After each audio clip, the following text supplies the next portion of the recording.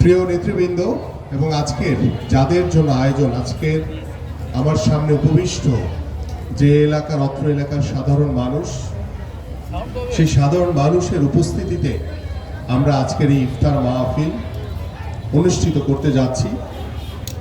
আমি শুধু সংক্ষেপে বলতে চাই যে আমাদের মাননীয় ভারপ্রাপ্ত চেয়ারম্যান জনাব তারেক রহমান যে নির্দেশনা দিয়েছেন, ঢাকা মহানগর উত্তর দক্ষিণ সহ সারা বাংলাদেশের প্রত্যেকটি এলাকাতে, প্রত্যেকটি পাড়া মহল্লায়, বাজারে, বিভিন্ন স্পটে যারা পথচারী রয়েছেন, যারা সাধারণ মানুষ রয়েছেন, সেই সাধারণ মানুষদের জন্য আমাদের আজকের এই ইফতার আয়োজন।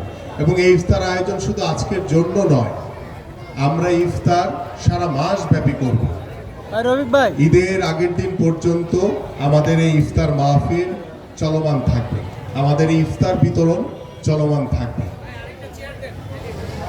আমি শুধু বলতে চাই যে বাংলাদেশ জাতীয়তাবাদী দল বিএনপি গত 17 বছর আমরা অনেক বাধা বিপত্তি পেরিয়ে আমাদের বিভিন্ন পুলিশের অনুমতি, উমুকের অনুমতি, তা ওই সিনিয়র ইয়েদের অনুমতি, বিভিন্ন জনের অনুমতি নিয়ে আমাদের ইফতার মাহফিল করতে হতো।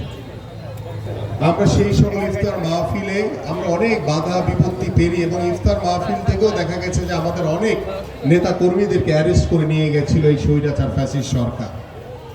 কিন্তু সকল বাধা বিপত্তি পেরিয়ে আজকে যখন আমরা 5ই আগস্ট বাংলাদেশ স্বাধীন হয়েছে, বাংলাদেশ স্বৈরাচার মুক্ত হয়েছে,